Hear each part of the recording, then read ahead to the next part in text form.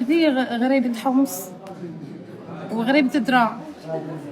هذه سوابع بالجوج، وهذه بالفاكهة، وهذه بسكويت، هذه صمصة، هذه صمصة بالنوازيت، وهذه صمصة بيستاش، هذه زوزة بالكراميل ومن داخل بالفري بالنوازيت، هذه صابلي نوازيت.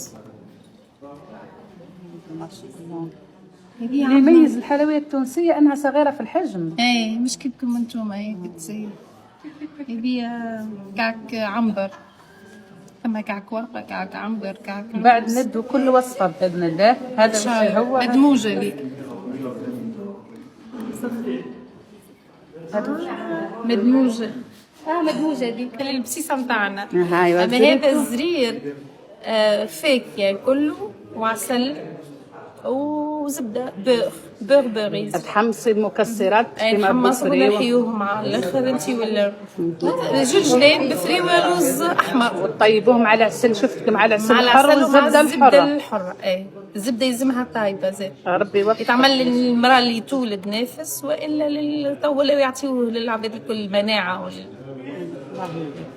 مهم هاوي